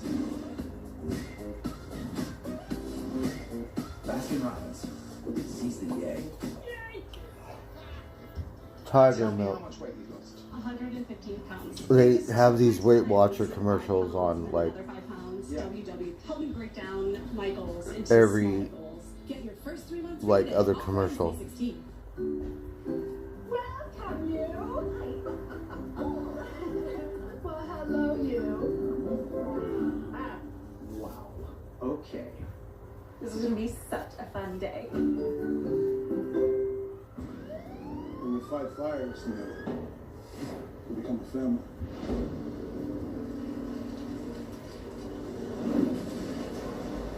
In this family, everybody comes home.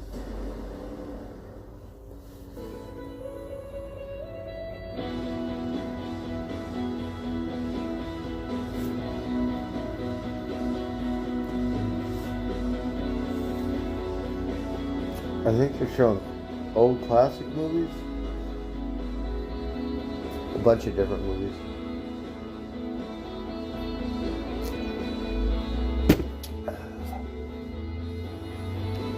The Doug Channel.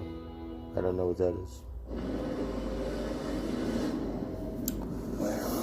It's pretty good, biscotti. Yeah, I don't think I've ever tried it.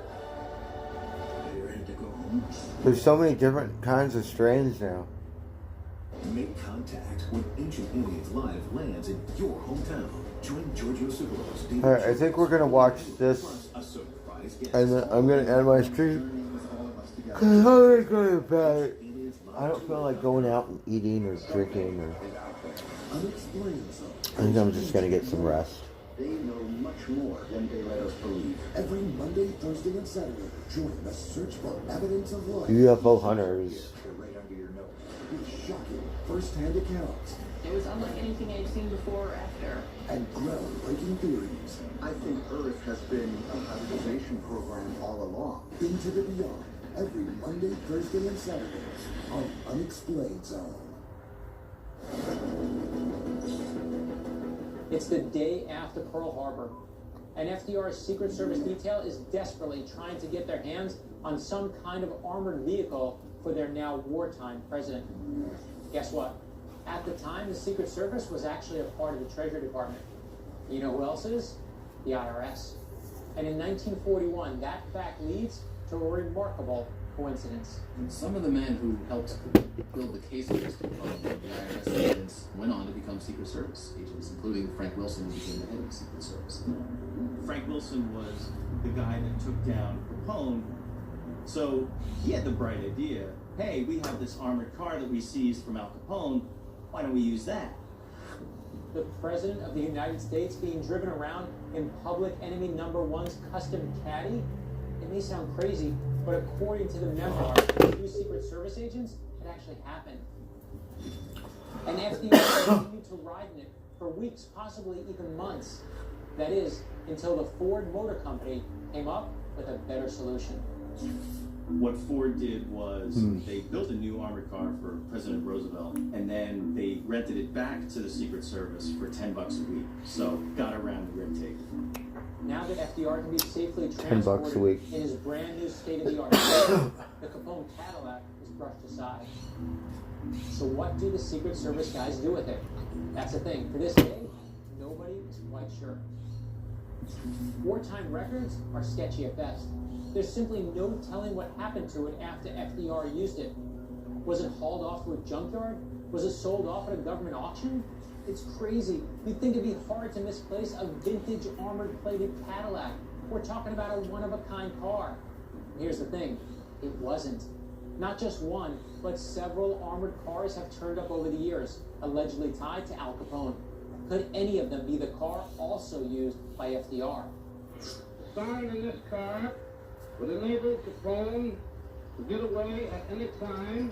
The car seen here has been promoted as one of Capone's armored Cadillacs for over 80 years. This car is equipped with bulletproof glass. And when the car was sold, newspapers around the world reported that this car was the Capone car used by FDR. Sadly, it's just not true.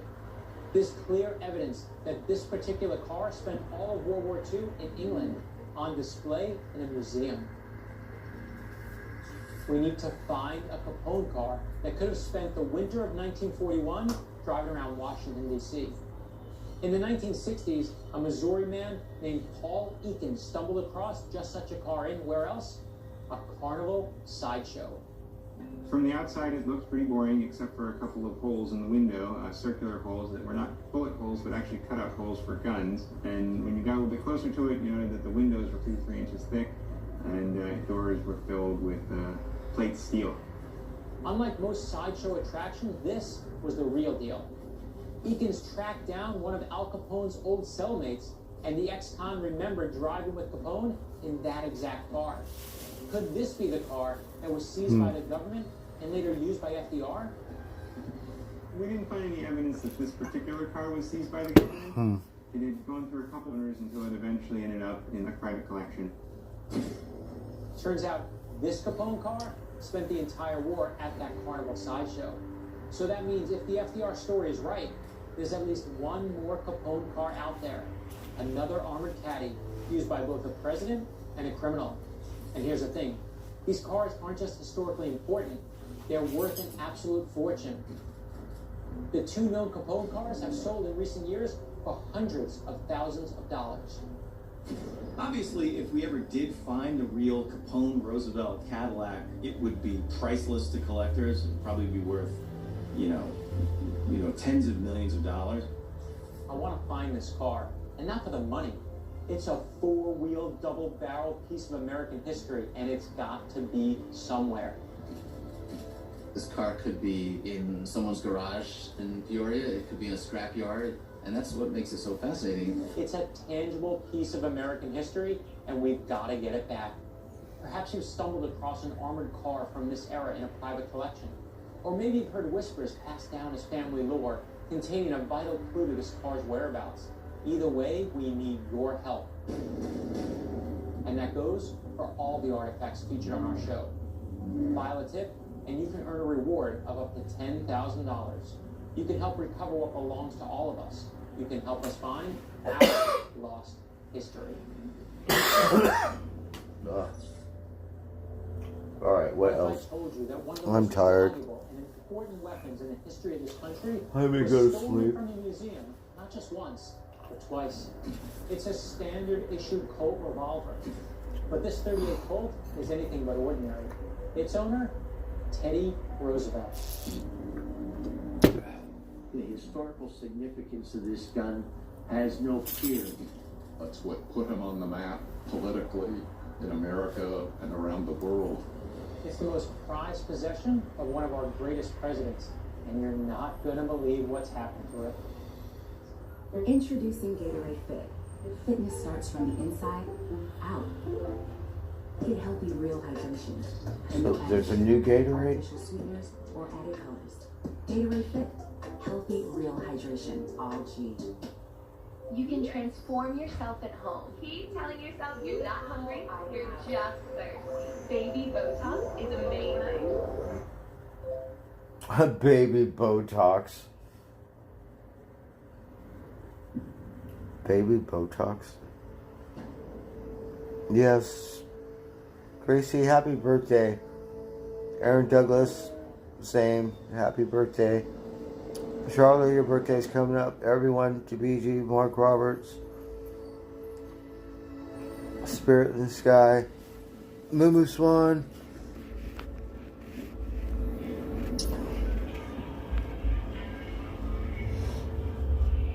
Vicky, Victoria,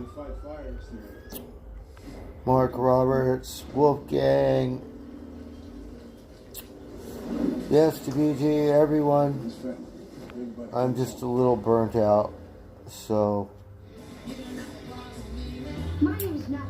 You want to know what the best thing about childhood is? At some point it stops. But it isn't fair! Brutus, Pepsi, Gary B, Max Eisenhart,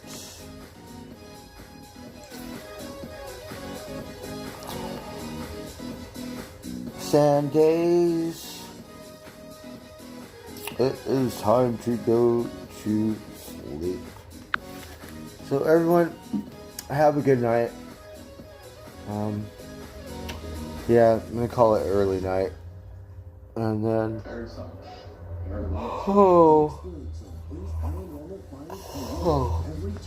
tomorrow's Thursday, then Friday. So we're just working for the weekend here. All right, cheers. We will catch you on the next round, guys. Have a good night. Happy birthday, Gracie, Miss Lulu, Aaron. Yes. Happy birthday.